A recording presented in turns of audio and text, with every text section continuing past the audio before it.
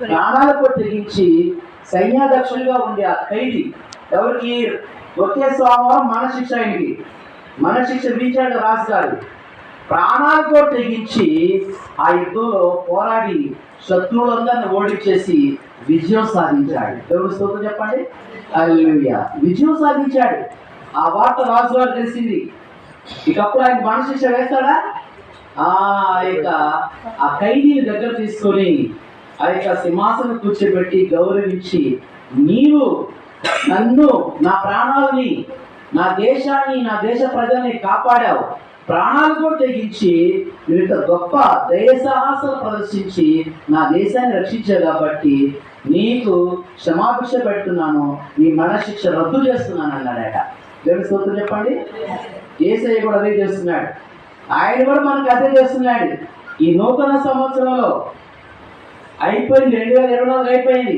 కనీసం నూతన సంవత్సరంలోనైనా, కొత్త సంవత్సరంలోనైనా ప్రభువా ఇన్ని మేలు నాకు చేసావు కదా, ఉచితమైన ప్రభువుని బట్టి నన్ను రక్షించుకున్నావు కదా.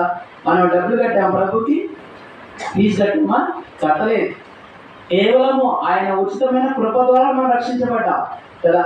మన పాపం మనం ఒప్పుకున్నప్పుడు ఆయన నమ్మదగిన వాడు, నీతిమంతుడు కాబట్టి ఆయన మన సమస్త దోష పాపాలన్నీ కడిగి ఆయన రక్తంలో కడిగి శుద్ధీకరించి ఆయన బిడ్డలకు మనల్ని చేసుకున్నాడు.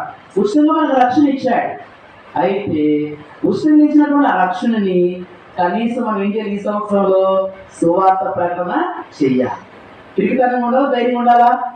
ఇప్పుడు ఎలా చెప్పండి మీరు? సైనికులాగా ప్రాణాలు కూడా తెగించాలి. సైనికులాగా ఏం చేయాలి? ప్రాణాలు కూడా తెగించాలి. ఎవరన్నా ప్రతి వాళ్ళు గ్రామాలకి వెళ్ళి వార్త చెబుతున్నా సువార్త దేశాన్ని గురించి పెట్టి మన చెమ్మ పెట్టి కొట్టాడు. నువ్వేం చేస్తావు? ఇంకో చెంప చూపిస్తావా లేదా మళ్ళీ కొడతావా? ఏం చేయాలి? మరొక చెంప చూపెట్టాలి కదా. ఏసే ఇదేగా మనం చెప్పింది. కాబట్టి ఈ నూతన సంవత్సరంలో నీవు దేవుడి చిత్తం తెలుసుకోవాలి. దేవా నీ యొక్క చిత్తం ఏంటి నా జీవితం ఎలా? ఈ నూతన సంవత్సరం నేనేం చేయాలి? నన్ను రక్షించుకున్నావు కదా, నీ ఉచితమైన కృపను బట్టి నన్ను రక్షించావు కదా, మరి నేనేం చేయాలి అని నువ్వు దేవుని అడగాలి. దేవుని చిత్తం తెలుసుకోవాలి. దేవుని చిత్తం ఏంటి? ధైర్యంగా ఆయన సువార్తను ప్రకటన చెయ్యాలి. ఆయన సువార్త ప్రకటన చేయాలి. ప్రభుని రక్షించాడు కదా. భక్తులైన పౌలు గారు ఏమన్నాడు? అయ్యో సువార్త ప్రకటించకపోతే నాకు శ్రమ అన్నాడు.